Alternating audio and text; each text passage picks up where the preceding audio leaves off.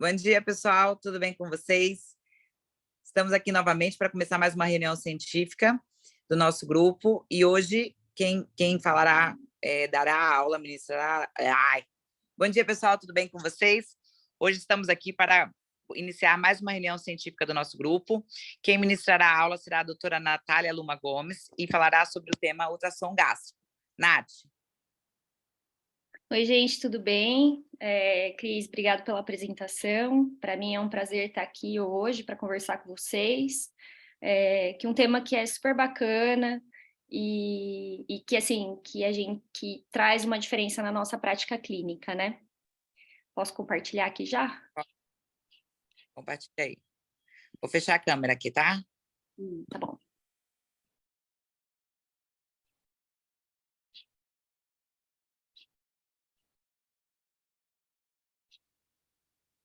Vocês estão vendo bem aí, gente? Acho que sim, né? Bom, então a aula de hoje... Certinho? Boa. Então, a aula de hoje é sobre a avaliação gástrica ultrassonográfica, né? Point of care. E então a gente vai discutir um pouquinho sobre isso. Então, para introduzir o tema, a ultrassonografia é um método gráfico que veio aí para auxiliar a anestesia, né, em condutas clínicas, diagnósticas, e que traz para a gente... Acho que tem alguém com o microfone aberto aí.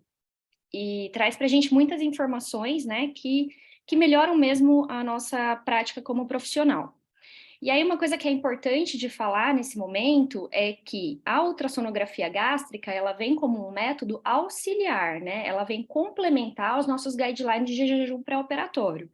Então, o intuito, quando a gente faz uma ultrassonografia point of care, não é substituir o guideline, e sim complementar, tá? E ela vai ser importante em situações específicas, quando a gente tem aquele jejum que é questionável, incerto, que a gente não entende muito bem a história do paciente, né, eu vou falar algumas situações específicas, ou por alguma comorbidade que ele tenha que possa atrapalhar.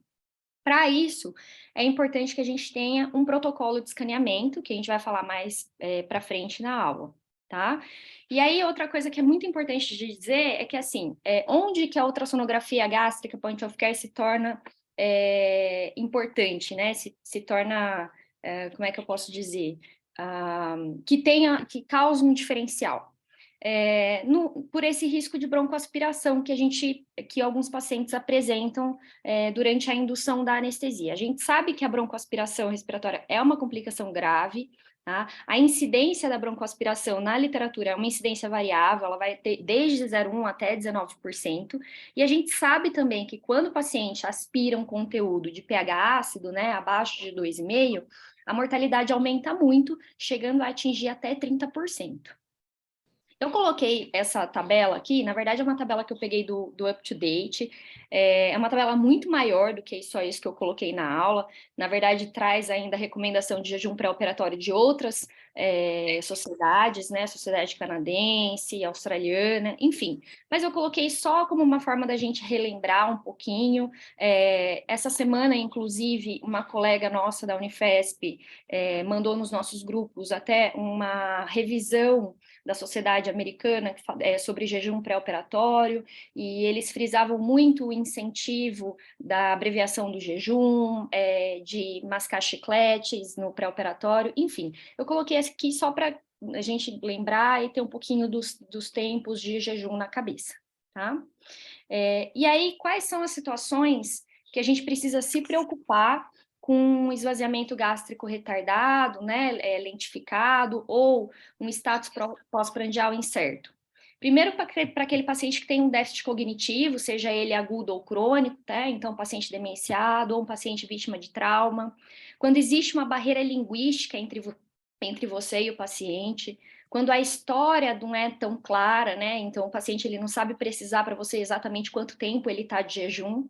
Nos pacientes pediátricos, tá? E aí, principalmente nessas comorbidades abaixo, né? Nessas associações de situações abaixo, que às vezes passa batido na nossa prática, né? No nosso dia a dia, e que que realmente tem algum impacto. Então, os pacientes, né, renais crônicos, diabético, paciente com dor aguda, que faz, ou aquele que faz uso crônico de opioide, nas grávidas, o paciente obeso, ou até mesmo aqueles pacientes que usam algumas medicações que possam atrasar o esvaziamento gástrico, tá? Esses pacientes, eles têm uma gastroparesia, então pode ser que eles apresentem um risco aumentado de broncoaspiração. Então, é legal a gente ficar atento nessas situações específicas.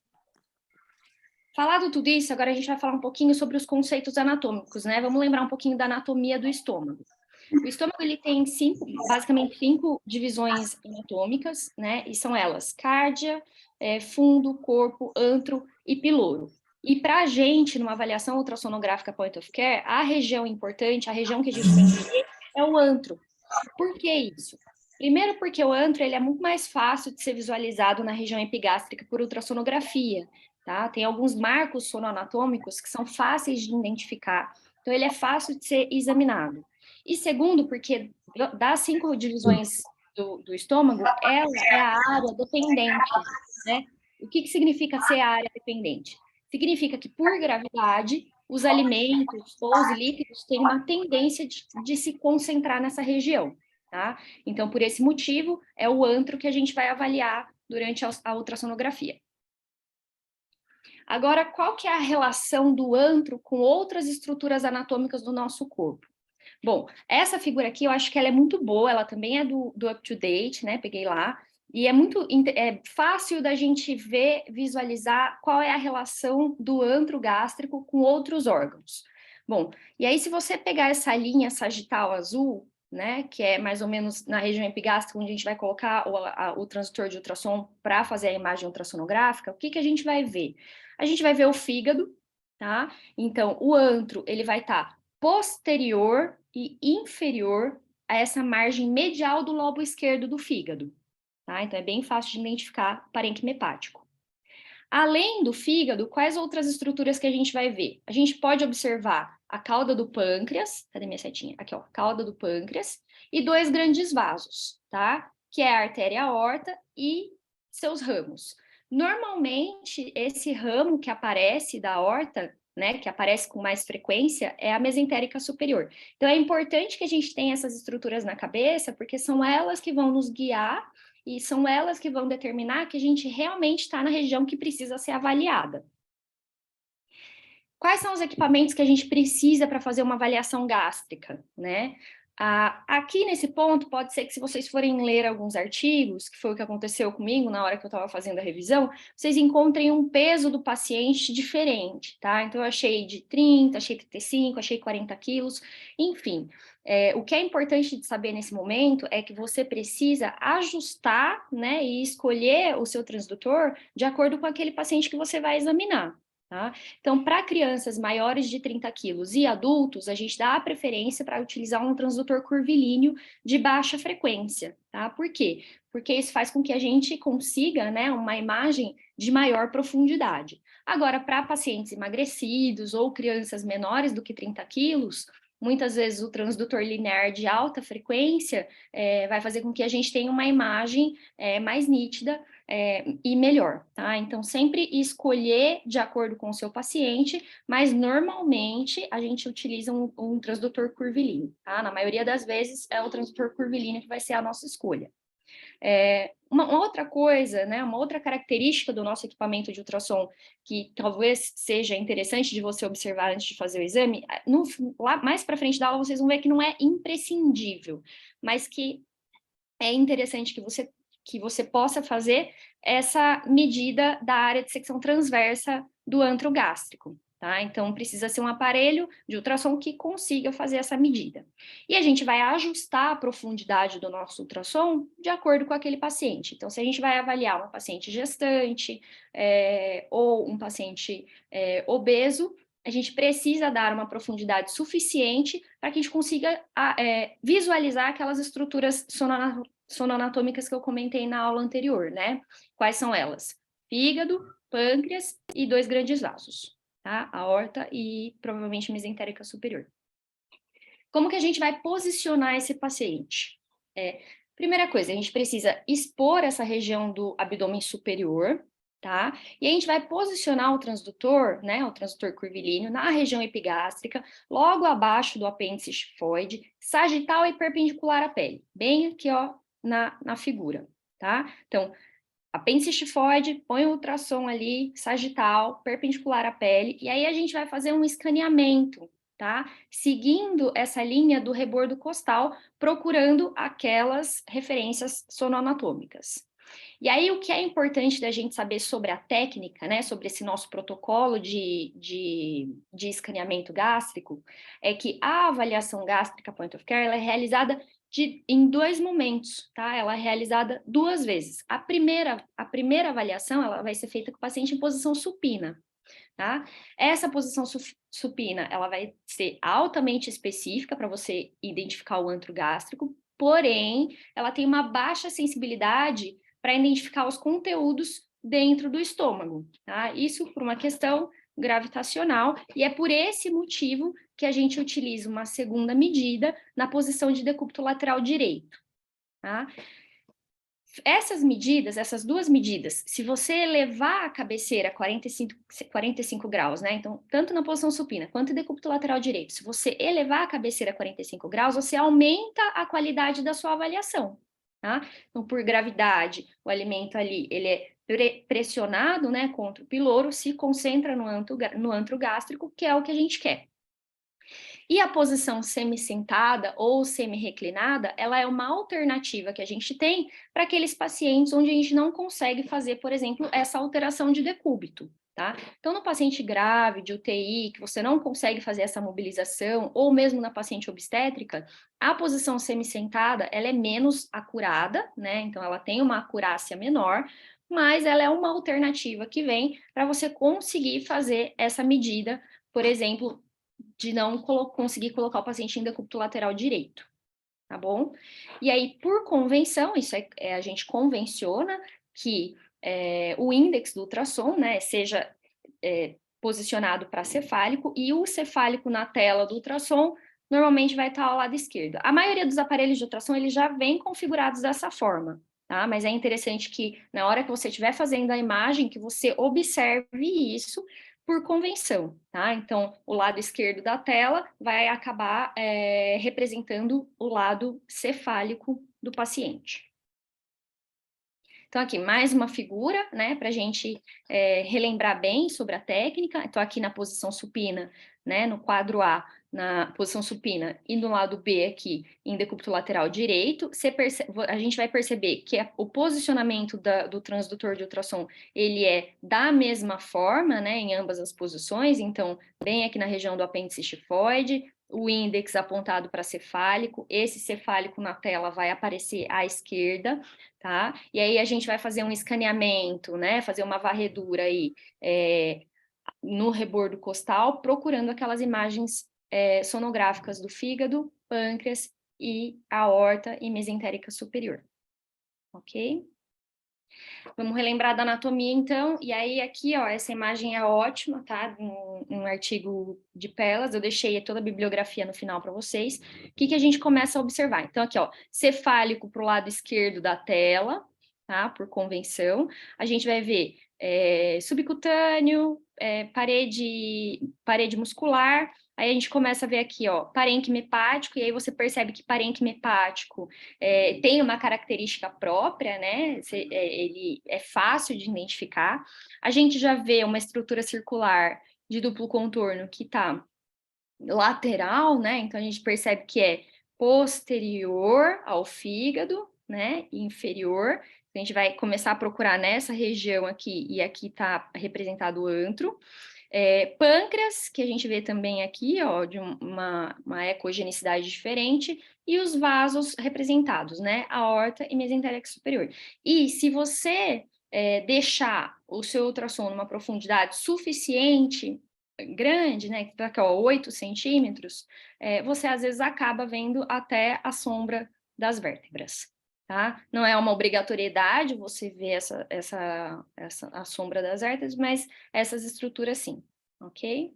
E aí, ó, aqui a gente vê até essa diferenciação da parede gástrica, né? De mucosa própria, serosa, é bem fácil de identificar essa estrutura circular de duplo contorno.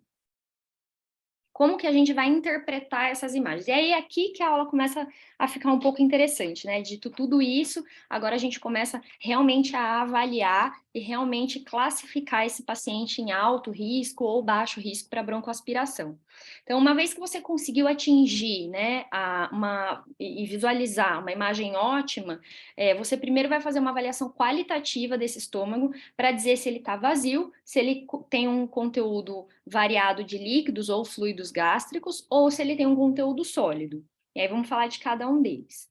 O estômago vazio, ele vai se apresentar para a gente pequeno, achatado, colapsado, né? Então você vê que você, né, a estrutura circular aqui da figura, você quase não vê a luz do estômago, né? Então é bem colapsado, e isso vai acontecer em ambas as posições.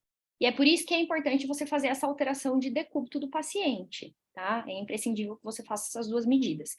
Então, o estômago ele vai se apresentar pequeno e achatado, tanto na posição supina, quanto em decúbito lateral direito, tá? E ele vai ter essa parede relativamente fina. E aí a gente acaba colocando aqui, ó, que essa imagem, né, ela pode ser classificada como bull eyes, né? Tipo, e aí eu deixei até uma figurinha aqui para vocês. É parecido? Não sei, né? Depende da interpretação de cada um, tá? Mas é descrito dessa forma, tá? E aí, o que é possível da gente ver no estômago vazio? A gente consegue ver tanto as camadas hiper e hipoecóicas, tá? Porque a parede do estômago, a parede do antro, ela tem 5 camadas. E uma interface de ar também na mucosa. Então, a gente consegue ter essa percepção de camadas hiper e hipoecóicas, tá? E aí, o ideal é que você achou o estômago, para ali a mãozinha, espera, né? Você vai identificar movimento peristáltico, mas quando o estômago está vazio, você não consegue ver nenhum conteúdo móvel no seu interior, né? Então, você não vê nenhum movimento particulado dentro dele, tá bom?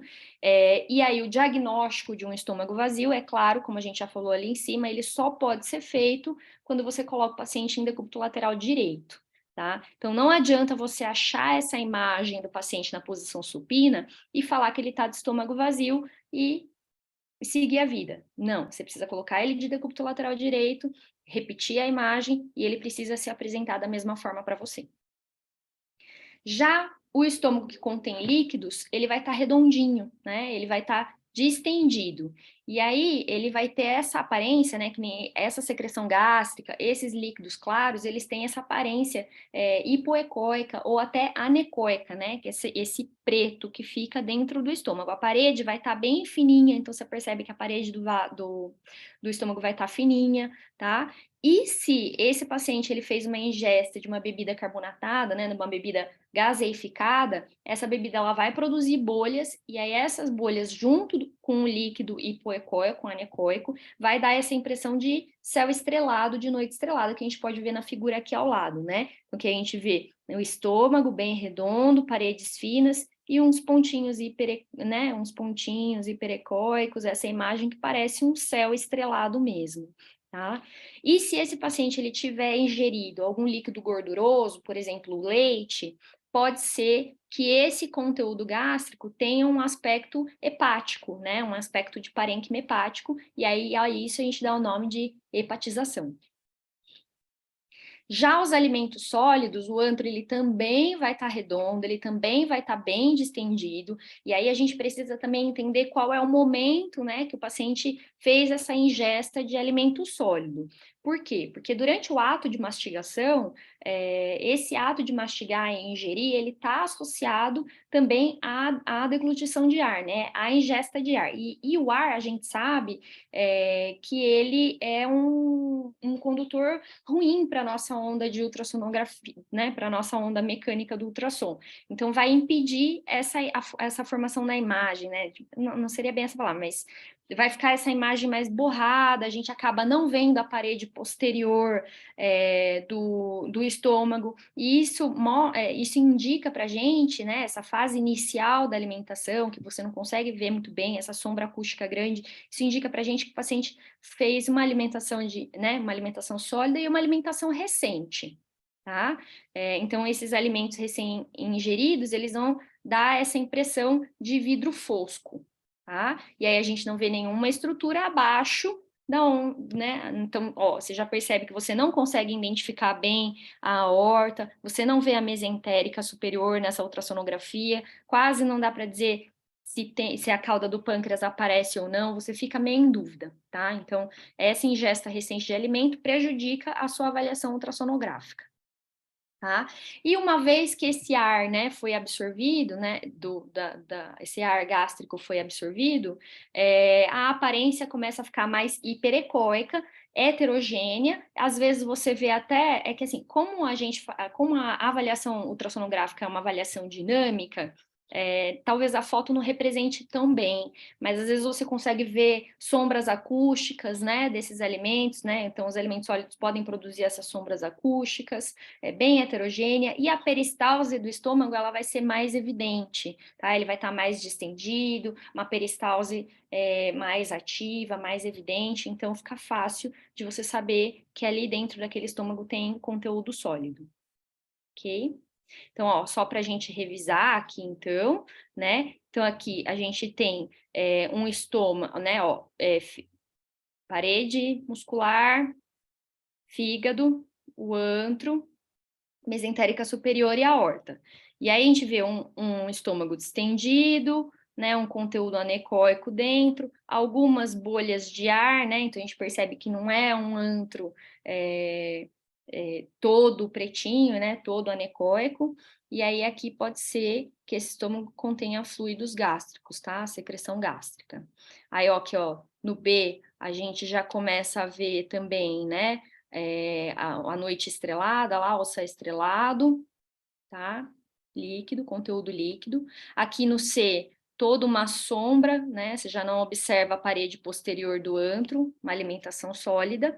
E nessa D aqui, ó, o ar já foi absorvido, né? Então, ó, o antro tá aqui, mesentérica superior. Olha umas sombras acústicas se formando, bem heterogêneo. E isso é uma alimentação, né? Conteúdo sólido, mais tardio, tá? Então, uma alimentação recente e uma alimentação mais tardia ainda, com conteúdo sólido dentro do estômago. Como a gente vai avaliar agora os nossos pacientes? Bom, isso foi uma discussão muito legal que o Takeda até levantou ontem comigo, né? Que a gente conversou sobre isso. E muitas vezes as pessoas elas têm uma restrição a fazer cálculos matemáticos, tá?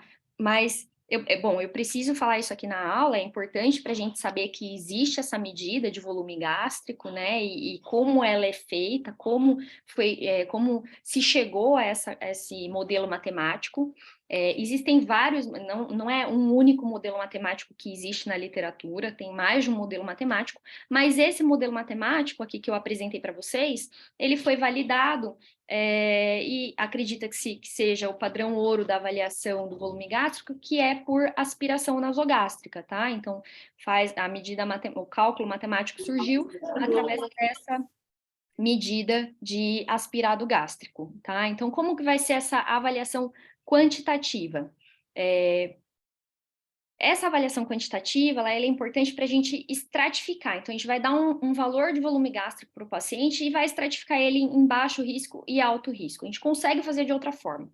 Mas aqui, a gente faz através da medida de secção transversa do antro gástrico. Então, o aparelho, você vai identificar o antro, esperar a peristalse. Então, você espera o estômago chegar na maior distensão dele, né, na maior área de secção, frisa a tela, congela a tela, faz 3 medidas da área de secção, e aí a gente vai utilizar uma média dessas 3 medidas e colocar nesse cálculo matemático, tá? Esse é o mais robusto, igual ao que eu falei para vocês. E aí, quando que o paciente vai ser baixo risco e quando ele vai ser alto risco? O limite para a gente determinar isso é esse volume de 1,5 ml por quilo, tá? Excluindo os pacientes pediátricos, que a gente vai ver no final da aula, que é um outro valor. Mas se esse paciente estiver abaixo de 1,5, né? Se o volume desse estômago for abaixo de 1,5 ml por quilo, ele é considerado como baixo risco para aspiração. E se esse volume for maior do que 1,5 1,5 ml por quilo, ele vai ser classificado como alto risco de broncoaspiração, e esse volume maior, né, esse volume acima de 1,5 ml por quilo, ele é dificilmente visto em pacientes que completaram o jejum, tá? Normalmente, pacientes que apresentam esse volume aumentado, ou é porque eles realizaram ingesta de líquidos, ingesta de alimentos, ou porque por algum motivo, né, ou aqueles motivos que a gente falou lá no início da aula, ele tem um esvaziamento gástrico prejudicado, uma gastroparesia, né, um prolongamento desse esvaziamento gástrico, tá? Então, um limite para a estratificação nosso é de 1,5 ml por quilo. E aí, aqui, esse quadro, eu acho que talvez seja o mais importante da aula, e aquilo que a gente vai utilizar com maior frequência na nossa prática clínica. Ele é fácil de ele é fácil de decorar, ele é fácil de entender e fácil de aplicar também, tá? Então não precisa ter aquela restrição do tipo, eu nunca vou fazer um exame ultrassonográfico point of care do estômago porque eu não lembro da fórmula matemática. Então, se você lembrar dessa avaliação qualitativa, isso sim já é suficiente para você fazer essa divisão entre alto e baixo risco. Tá? Então, é uma avaliação numérica que a gente coloca aí, né? São 3 graus, 0, 1 e 2, tá? E o que é o grau 0? O grau 0 é quando você faz a avaliação do estômago e tanto na posição supina quanto em decúbito lateral direito, ele se apresenta vazio. Então, fez a avaliação supina, estômago está vazio, virou o paciente do decúbito lateral direito e está vazio, isso implica que o volume gástrico é mínimo e, por esse motivo, o paciente apresenta um baixo risco de aspiração, tá? Já no grau 1, esse paciente ele vai ter, na posição supina, um estômago vazio, e quando você coloca ele em decúbito lateral direito, você consegue visualizar líquido no seu interior, tá? Normalmente, quando isso acontece, né, por gravidade, colocou o paciente de lado, essa secreção gástrica se acumulou ali no antro, essa mudança de decúbito e essa visualização implica que provavelmente o volume que está dentro desse estômago ele é inferior a 1,5 ml por quilo, tá? Então ele é compatível com secreção gástrica fisiológica normal do paciente e ele também é classificado como baixo risco. Já se você consegue visualizar conteúdo, né, líquido no estômago, tanto em posição supina quanto em decúbito lateral direito, é porque esse volume gástrico ele é superior a 1,5 ml por quilo e provavelmente aquilo não é uma secreção basal gástrica, tá? Provavelmente teve ingesta e aí está associado ao alto risco. Nath, mas e se em alguma das posições eu ver alimento sólido? O alimento sólido, o estômago está cheio, e aí acabou a avaliação. Tá bom? Por que é tão legal esse quadro? Por que é tão legal da gente ter isso em mente, desse quadro aqui durante a nossa avaliação? Porque ele é um quadro fácil de decorar, né, como eu já falei, e ele é reprodutível para populações distintas. Então, a gente pode aplicar né, com segurança estatística em pacientes gestantes, em pacientes obesos e também em pacientes pediátricos, tá bom? Então, essa avaliação precisa ter em mente. E aí, é bem legal isso daqui que eu coloquei, né? Que a gente vai fazer esse fluxograma da avaliação qualitativa do paciente, né? Então, a gente fez o exame e aí a gente pode ter, se tem conteúdo sólido, acabou a nossa avaliação, o paciente apresenta um alto risco para broncoaspiração. Já se o paciente tem o estômago vazio, tanto em supino quanto em decúbito lateral direito, ele tem um estômago vazio e ele vai ter um baixo risco de broncoaspiração, tá? Agora, se você consegue visualizar fluidos dentro desse estômago, né, seja ele, né, no grau 1, que é vazio em supino e com presença de líquido em decúbito lateral, ou com presença de líquido tanto supino quanto em decúbito lateral, né, a gente vai daí continuar o nosso fluxograma. Então, se esse paciente for um grau 1, sugere-se que o estômago está vazio e a gente continua, né, procede com o nosso caso.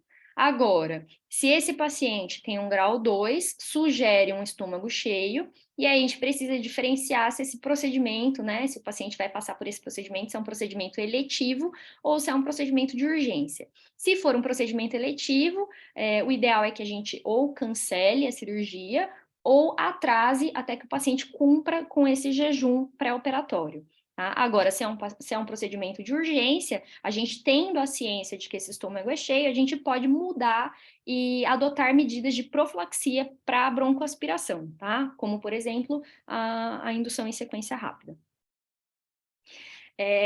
Eu já quase no final da aula, e aí eu acho que aqui é legal a gente citar algumas situações específicas que a gente pode se deparar na nossa prática diária, né? E quais são essas situações específicas?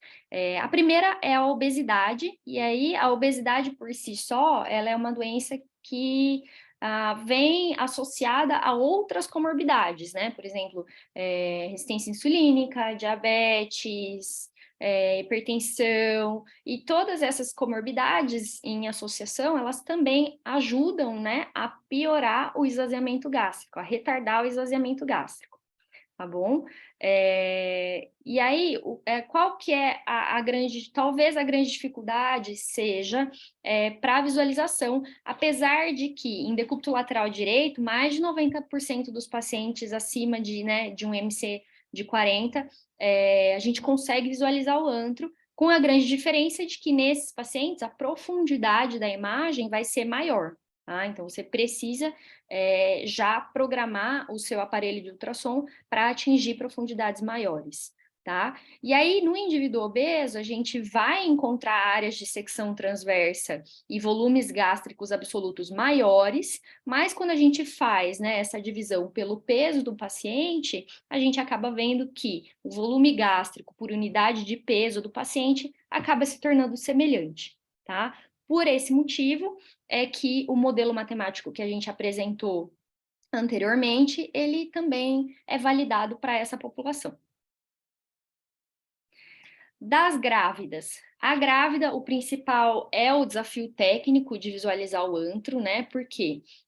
Porque com o aumento do útero, né, ocorre um reposicionamento das vísceras, né? Então, as vísceras elas são deslocadas para cefálico e direita. Então, às vezes tem essa dificuldade, muitas vezes a tolerância ao decúbito, né, no final da gestação, ela é mais difícil.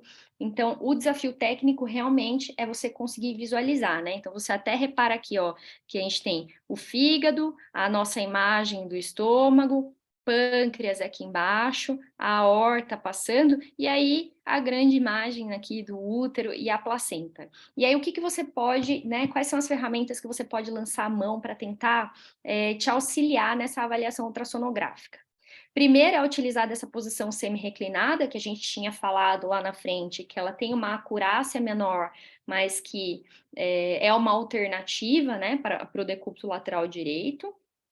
Desculpa, é uma alternativa para a posição supina, né? Então, a gente põe esse paciente aqui em posição semi-reclinada, decúbito lateral direito, fazer o deslocamento manual uterino, né? Então, pede para alguém te auxiliar durante o exame e deslocar esse útero, e também solicitar para a paciente que ela respire devagar e que daí ela segure a respiração dela no final de uma expiração, tá? Quando a gente faz essa manobra, você te auxilia aí na visualização do estômago. Para as grávidas, existem 2 outros modelos matemáticos que foram propostos, né? Só que qual que é a grande dificuldade da proposta de modelo matemático para essa população?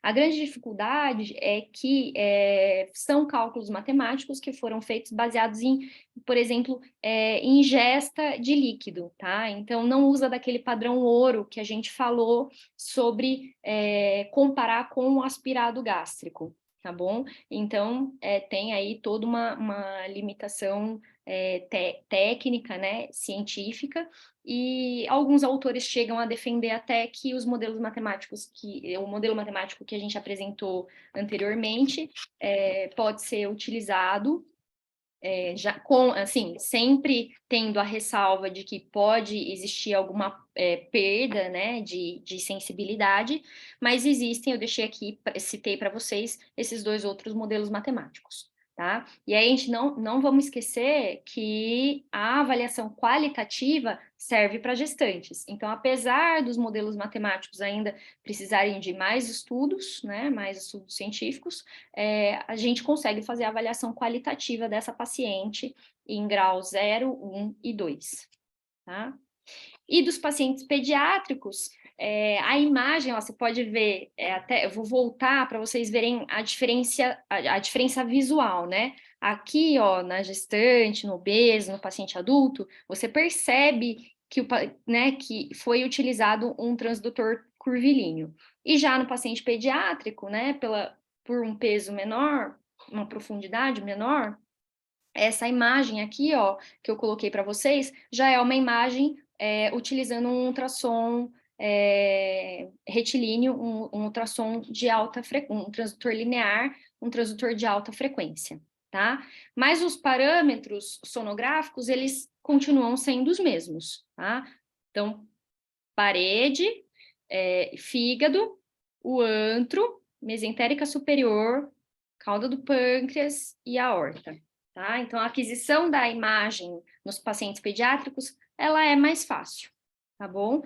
A gente pode utilizar também, repetindo mais uma vez, o mesmo sistema de 3 pontos, 0, 1 e 2, tá? E a única coisa que vai mudar no paciente pediátrico daí é que a gente considera um outro limite de volume gástrico para eles, tá? Então, a gente coloca como limite superior 1,1 a 1,2 ml por quilo.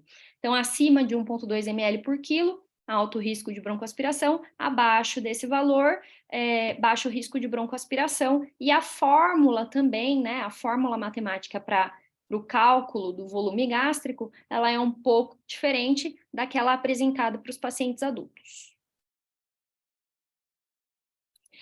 Quais são as nossas limitações da avaliação ultrassonográfica point of care do estômago?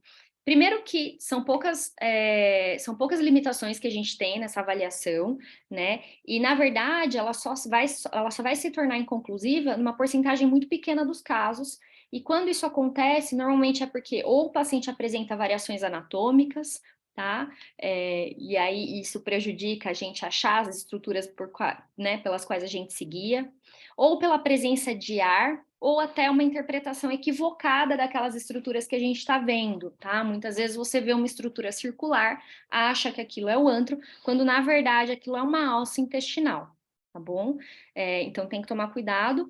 E aí aqui o interessante é você observar a presença das membranas, né? Então, o antro, a gente consegue ver essa diferenciação de membranas, aquele duplo contorno, né? Circularzinho, coisas que a gente não vai ver em outras estruturas, tá? E quando a nossa ultrassonografia, ela não vai ser confiável, né? Quando ela não vai ser muito precisa, não vai ser confiável, e isso é importante a gente ter essa história pregressa do paciente. Naqueles pacientes que fizeram já alguma cirurgia gástrica prévia, tá? Então, nesses pacientes, a gente tem, né, tem a dificuldade de você ter a certeza que você está visualizando o antro, e nos pacientes que apresentam hérnias de hiato de grande volume, tá bom? Por quê? Principalmente nesses pacientes com hérnia de hiato, a grande dificuldade, né, o nosso grande medo da avaliação desses pacientes com hérnia de hiato é que podem existir alguns casos em que o alimento, ele fica, né, nessa região herniária, né? Então, quando a gente muda o decúbito, o alimento, ao invés de se concentrar ali no antro, ele pode ainda permanecer nessa região herniária, tá? E uma outra limitação, que eu acho que talvez dessas aqui seja uma importante da gente saber, é que os estudos, eles são tradicionalmente feitos com o paciente antes da indução anestésica, tá? Então, a gente vê muito, o medo também que a situação de uma broncoaspiração, às vezes ela não acontece no momento da indução, né, do paciente. Às vezes ela acontece no momento da extubação. E aí essa avaliação gástrica, ela não tem muitos estudos dessa avaliação antes da extubação traqueal, né? Então a gente carece de alguns estudos na literatura de ter essa avaliação prévia, né? pré-indução e daí antes da extubação. Então, essa é uma grande limitação da nossa ultrassonografia point of care do estômago.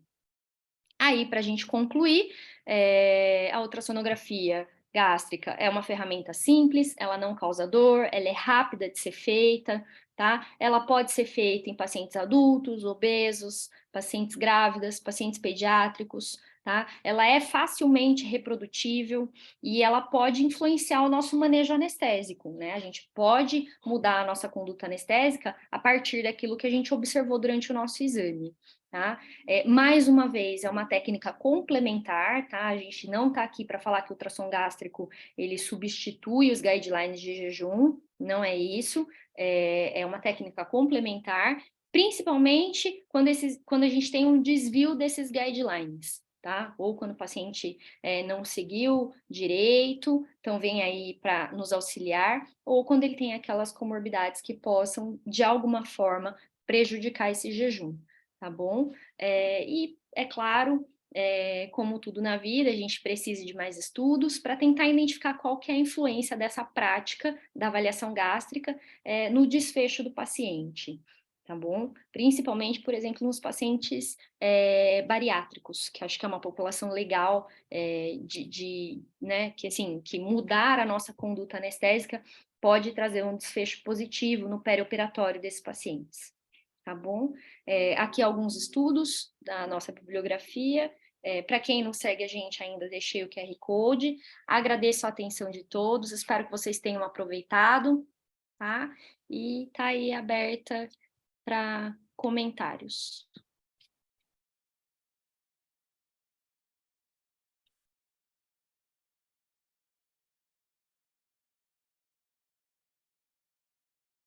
Tá aqui, acho que seu microfone está fechado. Desculpa, eu tinha clicado.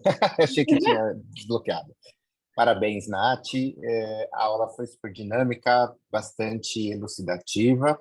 Eu acho que é um assunto que tem que crescer. Nos hospitais de São Paulo, e principalmente os hospitais particulares, a gente vê que é um assunto que cada vez mais os protocolos favorecem ao uso do ultrassom, mas é importantíssimo a gente ressaltar, eu acho que como você bem falou aí no final de todas as questões envolvendo o ultrassom gástrico, né? A gente ainda não tem fundamentação para substituir um protocolo muito bem instituído.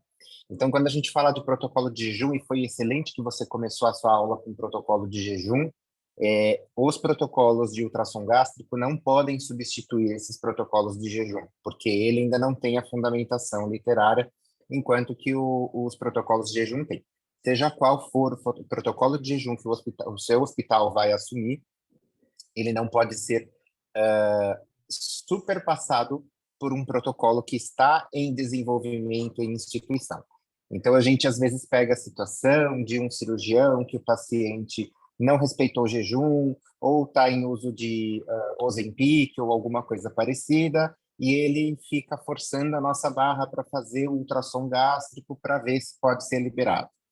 A grande questão é que está dentro do protocolo, o paciente é consciente, o paciente é lúcido, ele coopera, né? Ele não tem, ele não está num estado de urgência, a gente não tem autorização. Se você quiser fazer um ultrassom gástrico e colocar o paciente na mesa, é por sua conta e risco.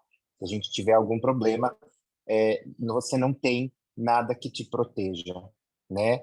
No caso de você ter um paciente que está numa situação fora dessas, então eu estou numa situação de urgência, o paciente não tem nível de consciência adequado, aí sim. A gente teve um caso desse lá na Casa da Mão, já tem algum tempo, foi logo que o ultrassom gástrico começou a ser falado, e era exatamente isso, era um paciente que ia fazer um procedimento na Casa da Mão, e o nível cognitivo dele era meio duvidoso, né?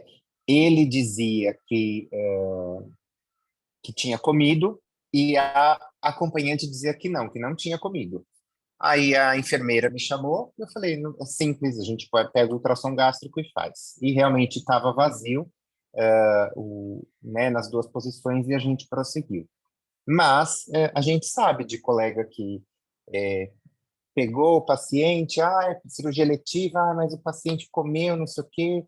Não dá para a gente fazer uma sequência rápida, não dá para a gente... Bom, é o seguinte, vamos fazer o seguinte, chama o paciente, eu vou pegar o ultrassom, se tiver qualquer coisa diferente de vazio, a cirurgia está suspensa, né?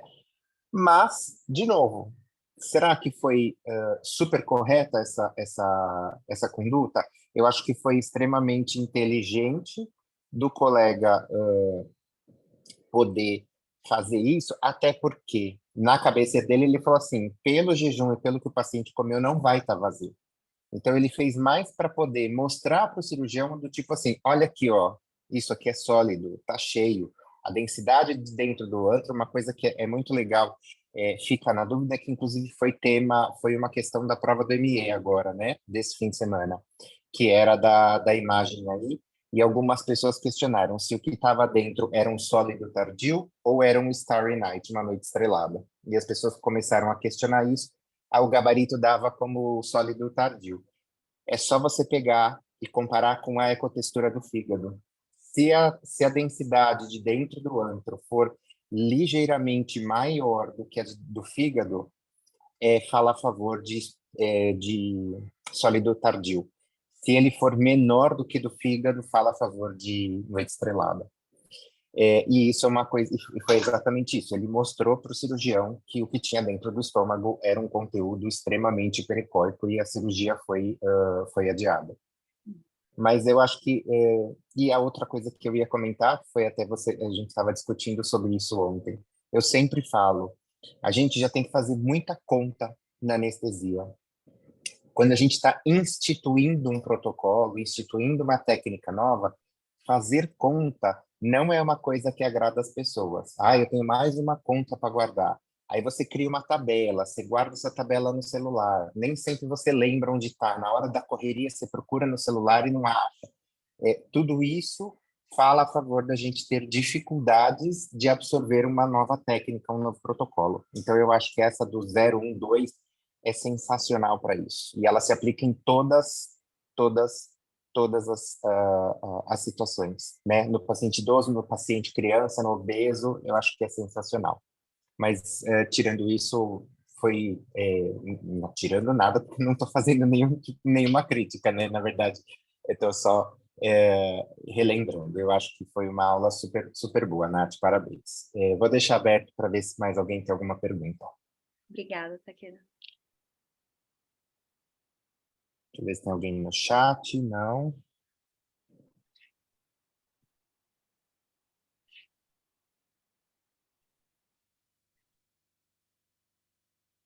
O pessoal tá tímido hoje. Tá acordando agora. Mas eu acho que é um assunto que a gente tem que desenvolver mais. Tem tanto campo para ser estudado, a gente pode aplicar em várias situações. É interessante isso. Acho que o Vitor está até aí na reunião, na aula, e a gente passou por uma situação semelhante com um colega cirurgião. E ele abordou a gente dessa forma: mas vocês dominam o ultrassom, não conseguem, porque a paciente ela mudou a história dela, né? Ela contou uma história para o anestesista, contou uma história diferente para a enfermagem, e aí ficou naquela dúvida se ela tinha completado o jejum ou não, e era um procedimento eletivo, era uma infiltração, um procedimento pequeno, simples, e aí a gente ficou naquela coisa, né? E aí, vamos sedar, não vamos sedar? E aí o colega até abordou a gente, né? No dia a gente acabou não fazendo ultrassom gástrico da paciente, né? O procedimento ele foi realizado sem sedação, porque a gente não tinha disponibilidade do aparelho, né? Mas teria realmente dado aí Sim. uma ferramenta a Com mais para certeza, nós. com certeza. Eu tive um paciente no Hospital do Rim. Eu passei por uma situação, não foi, assim, parecida, mas por conta da aplicação do ultrassom. Era uma criança que ela estava há alguns dias, porque eu já vinha acompanhando algumas semanas, na verdade.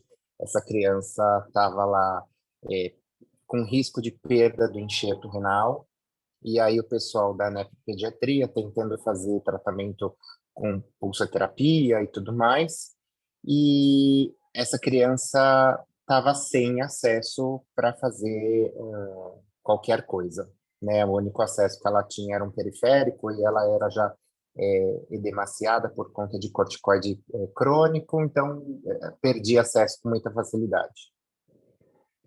E aí, um belo de um dia, no final do plantão, 5 horas da tarde, chega a notícia da pediatria que a criança está em emergência dialítica, precisa passar um catéter de diálise. A gente sabia que não era emergência dialítica porque essa criança ela estava já há alguns dias com creatinina e ureia em ascensão, né? Então não era uma emergência, eles poderiam ter se programado. E aí ela era uma emergência, tinha que entrar naquele horário para passar o catéter, só que tinham dado comida para a criança. E aí eu fui conversar com a mãe para entender o que a criança tinha comido e tinham dado um hambúrguer para a criança. E aí eu fiquei mais assustado porque no Hospital do Rim darem um hambúrguer para uma criança que está renal crônica, né? Bom, a questão é que a criança a cirurgia vascular ia chegar por volta de 18 horas, aí estaria dando em torno de 6 horas e meia de jejum. Eu falei, vamos fazer o seguinte, adianta, e não tinha mais cirurgia aquela noite. Eu era o sobreaviso noturno, eu mandei chamar a criança, eu falei, a gente põe ela na RPA, eu faço uma avaliação gástrica para ver o que vai dar. Até que a criança chegasse na RPA, ia dar 7 horas de jejum, aí eu falei, a gente dá uma olhadinha aqui e fica mais tranquilo. E exatamente foi o que aconteceu. Ela chegou na RPA com 7 horas de jejum, e na hora que eu fiz o ultrassom, ela tinha sólido tardio nas 2 posições, em grande quantidade. Ou seja, E muda aí, muito, né, a prática. muda a conduta, mas mudou, na verdade, o novo... Foi uma nova... Como é que eu vou dizer? Foi uma nova abordagem, porque essa criança precisava do catéter de diálise, a cirurgia vascular ia passar um Shile, não era um pernicate, então é aquela coisa de funcionar, passar o Shile e fixar. Ia ser um procedimento extremamente rápido, só que não eram 8 horas de jejum que iam esvaziar esse estômago, entende? Sim. E a gente ficou discutindo quanto tempo mais eu ia ficar segurando essa criança dentro do centro cirúrgico, né, até que ela pudesse fazer de uma forma tranquila. E no fim a gente optou por, já que era uma, né, porque a cirurgia vascular fez assim para mim, tá, que eu posso ficar até a hora que você quiser.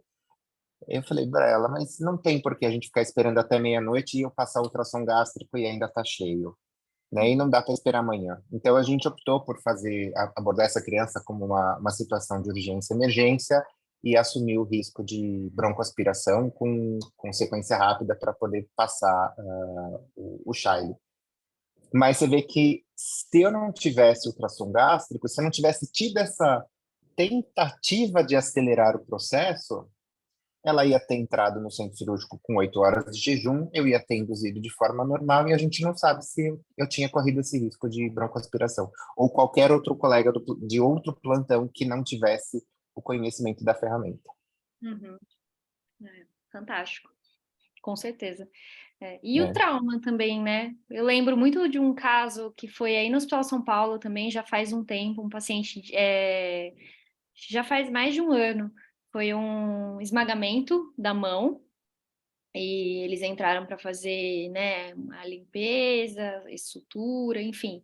E o paciente chegou muito agitado, né, assim, tinha acabado de acontecer o acidente, ainda com a roupa que ele estava durante o acidente, e aí a gente fez um bloqueio de plexo para a equipe começar a operar, só que ele estava super desconfortável com a situação de falar acordado, né, ou escutando todo o barulho da sala, e a gente fez o ultrassom gástrico com os meninos, ele tinha falado para a gente que tinha comido tinha tomado café com leite e comido um pão. A gente fez a ultrassonografia, estava vazio, sedamos o paciente de forma tranquila e também foi super bom. Eu acho que realmente vem aí para complementar mesmo.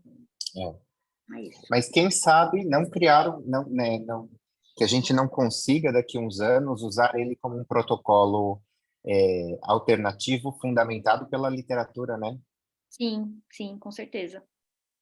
É isso. Tá certo, eu acho que não vejo ninguém levantando a mão. Então, Nath, mais uma vez, obrigado pela sua presença, parabéns pela aula. Aos que gente até agora, obrigado pela presença. Lembrar que essa aula será aqui na próxima semana no canal do YouTube, tá bom? Então segue a gente no YouTube, inscreve no canal, ativa o sininho, dá like nos vídeos e obrigado mais uma vez a todos. Obrigado, Nath. Um bom dia para vocês. Eu que agradeço. Bom dia, Takeda. Tchau, tchau. Tchau.